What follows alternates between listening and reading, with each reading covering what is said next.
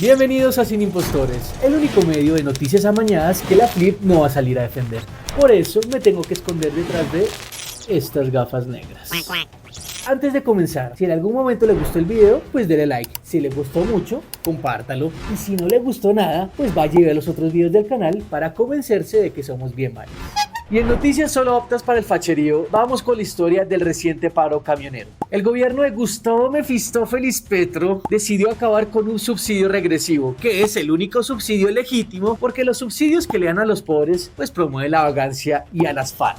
El ministro de Hacienda y aliado de la primera línea, Ricardo Bonilla, justificó esta subida explicando que el Fondo de Estabilización de Precios de los Combustibles está en rojo y no es viable mantenerlo congelado por más tiempo. Una falsedad que cualquier economista bueno y de cualquier institución independiente podría contradecir con facilidad. El déficit del Fondo de Estabilización del Precio de los Combustibles fue de 36 billones de pesos en el 2022. Viene ahora la segunda parte del aumento del precio de la CPM, que ha sido también una medida muy responsable desde el punto de vista fiscal. Entonces yo quisiera dar ese mensaje de ese compromiso tan importante que ha mostrado el gobierno. Eso es muy útil porque la situación fiscal no es fácil e indudablemente es importante que se den señales en la dirección correcta en este sentido. Para los ignorantes que se colaron en este video, el Fondo de Estabilización de Precios de los Combustibles es un mecanismo que el gobierno usa para mantener estable el precio de los combustibles y no suban ni bajen bruscamente. Este fondo empezó a acumular deuda en el gobierno de Duque, la cual él, muy inteligentemente, decidió no pagar, ya que como no hay reelección, pues mejor que ese problema lo resuelva el próximo presidente. Por eso se aplazó por tanto tiempo eso, pero hay un momento en que es absolutamente necesario hacerlo y hacerlo con responsabilidad, con gradualidad, pero que sí hay que aumentar esto para ponerlo en los niveles de los precios internacionales, porque de lo contrario la diferencia la pagamos los contribuyentes.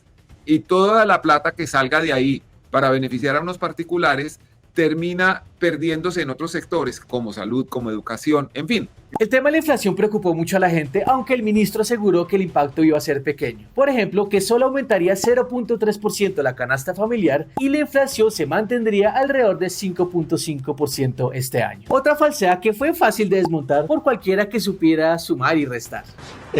Realmente, si nosotros hacemos una regla de tres muy sencilla, la puede hacer cualquier ama de casa en su casa, cualquier padre de familia. Supongamos que hay una tractomula que va a transportar 34 toneladas de arroz desde el Tolima hasta Medellín. Esa tractomula se gasta 150 galones de ACPM. Si subimos 1.904 pesos, 2.000 pesos en tonelada, nos da más o menos 300.000 pesos esa alza.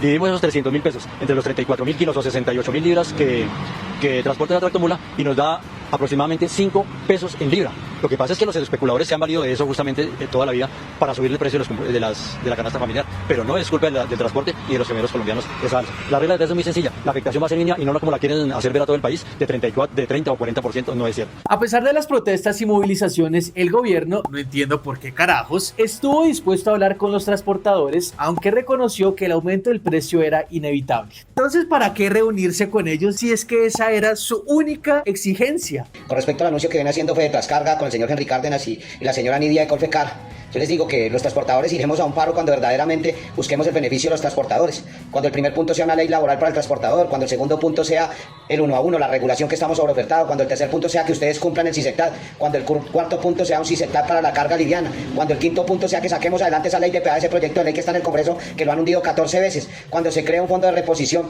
para la carga liviana. Entonces, en ese orden de ideas y colocaremos el ACPM como séptimo punto, pero no vamos a salir a pelear por el combustible para que ustedes se llenen los bolsillos. Pero además de las mentiras del gobierno, hubo congresistas del Pacto Histórico que también difundieron otras fake news, como por ejemplo el representante a la Cámara, Eduardo Sarmiento Hidalgo, que nos quiso tramar con que él era hijo de camionero, aunque no le vio el bronceado por ningún lado, y que por eso él sí entendía cuáles eran los verdaderos problemas del transportista pequeño. Y los generadores de carga no le pagan a las empresas de carga ni le pagan a los conductores lo que hay que pagar. Y a los conductores fuera de eso les cargan costos adicionales que no tienen por qué pagar.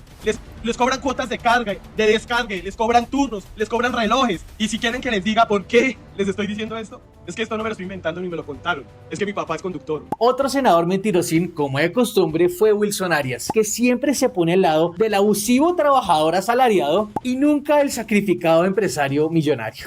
¿Cómo funciona el transporte de carga en Colombia? Las empresas transportadoras buscan en puertos y zonas comerciales la carga por transportar. Luego, esa empresa transportadora contrata al transportista. La empresa transportadora cobra, por ejemplo, 7 millones de pesos por transportar la carga y le paga al transportista 5 millones de pesos. Y hoy, la empresa transportista que terceriza al transportador y que no le paga ni salud, ni pensión, ni prestaciones sociales, le dice al transportista, salga y bloquee porque por el alza en el CPM le va a quedar menos plata. Cuando ni siquiera la empresa transportista le está garantizando condiciones mínimas de trabajo al transportador. Y después de momentos de angustia e incertidumbre como este, ¡Paren el paro!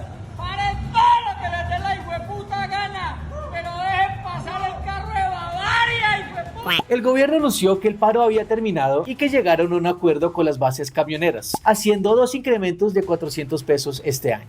¿Perdón? ¿Llegar a un acuerdo con los que paran? ¿Y en dónde me dejaron la represión y los desaparecidos y los tuertos? ¿Y les más qué? ¿Banqueado y cobrando? ¿Qué paro tan chimbo fue ese? Entonces, Petro resolvió lo del paro en menos de 3 días, uff. Y aunque me cuesta reconocerlo, creo que también resolverá ese problema del hueco fiscal. Porque si algo ha demostrado este presidente es que es un experto tapando huecos.